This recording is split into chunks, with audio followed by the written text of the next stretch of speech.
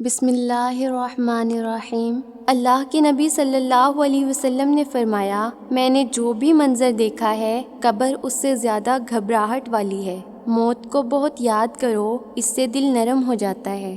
اللہ دکھائی نہیں دیتا مگر اپنی رحمت اور قدرت سے نظر آتا ہے کہ وہ کتنا عظیم ہے۔ اللہ تعالیٰ قرآن مجید میں فرماتا ہے، ہم اسی کو سزا دیتے ہیں جو ناشکرا ہو۔ ہم ہر حالت سے سمجھوتا کر لیتے ہیں، ہم صرف انسان سے سمجھوتا نہیں کرتے۔ دوست وہ ہے جو غم کو کم کر دے اور خوشی کو بڑھا دے۔ انسان اپنے آپ کو خواہشات کے پتھروں میں چلواتا رہتا ہے، اور جب آخری پتھر اس کی سانس روکنے لگتا ہے تو پھر وہ شور مچاتا ہے۔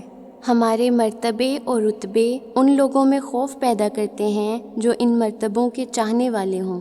انسان عجب مخلوق ہے، خیال کو حقیقت بناتا چلا جاتا ہے اور حقیقت کو خیال نہیں۔ خواہشیں نئے ڈر پیدا کرتے ہیں اور نئے ڈر نئی خواہشیں پیدا کرتے ہیں۔ خوف کبھی اونچا نہیں اڑ سکتا، آرزو سے آزاد دل ہی شہنشاہ ہے۔ عشق حقیقی ہی وہ رابطہ ہے جس کی بدولت ہم خدا سے باتیں کرتے ہیں۔ یہ دنیا ایک جال ہے جس کا چارہ خواہشیں ہیں، اس جال سے بچو اور جلد اپنا چہرہ خدا کی طرف موڑ لو۔ مخلوق کو خوش کرنے کے لیے اللہ تعالیٰ کو ناراض نہ کرو۔ اگر اللہ تعالیٰ سے تمہارا راستہ کٹ گیا تو کوئی بھی تمہارے کوئی کام نہیں آئے گا۔ بھول جانا انسان کی غلطی نہیں ہے، فطرت ہے۔ حضرت سیدنا آدم علیہ السلام سے یہ چلی آ رہی ہے اور قیامت تک رہے گی، اور بھول ہی نے اس کھیل کو رچایا ہوا ہے۔ اللہ کے آگے جھکو، اللہ کسی کے آگے تمہیں جھکنے نہیں دے گا۔ تمہارا صبر تمہیں کامیابی عطا کرتا ہے، صبر کرو، مقصد تک پہنچ جاؤ گے۔ جسے تقدیر پر یقین ہوتا ہے وہ اپنے اوپر نازل ہونے والی مصیبتوں سے نہیں گھبراتا۔ ہو جانے والے واقعات پر افسوس نہ کرو، صبر کرو، عمل بہانہ ہے، مقدر ٹل نہیں سکتا۔ عقل اور نصیب نہ ہو تو عمل جہالت ہے۔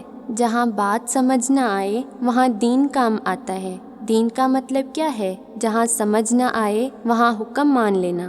جب صلح ہو جائے تو پرانے جھگڑے بیان نہ کیا کرو۔ دکھ کو سمیٹنا ہی خوشی ہے، غم کو اپنے پی جایا کرو۔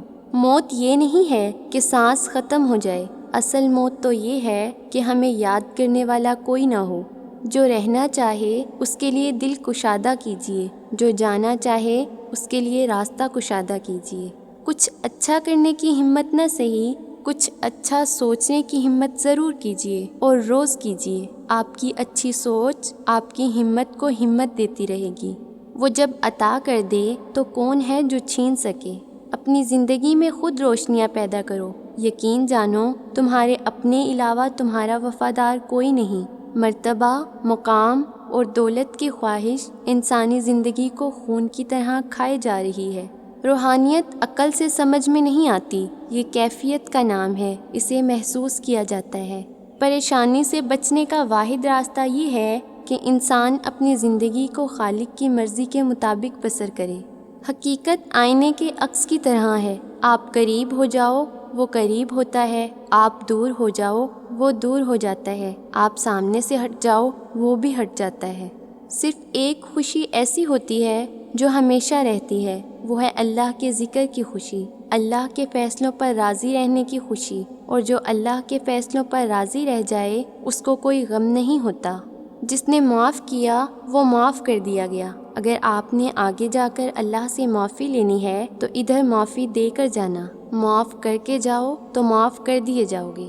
جب اللہ کی رحمت میں آتے ہیں تو ہم ان لوگوں سے ڈرتے ہیں جو لوگ کسی کو ڈرا نہیں سکتے۔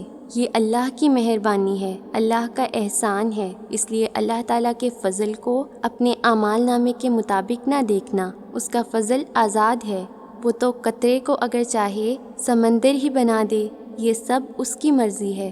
عبادت اپنی پیشانی کا نام ہے، یہی پیشانی جھکتی ہے تو انسان سجدے کرنے والا ہو جاتا ہے۔ اپنی پیشانی ہی سجدوں سے سرفراز ہوتی رہتی ہے۔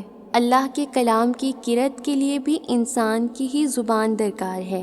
اپنی جمع کی ہوئی دولت ضرور اپنا نصیب تھا، لیکن اس نصیب کو خوش نصیبی بنانے کے لیے ضرورت مند لوگوں کو اس میں شامل کرنا بہت ضروری ہے، اور اگر نہ شامل کیا تو یہ دولت اپنی انا کا نذرانہ بن کر رہ جاتی ہے۔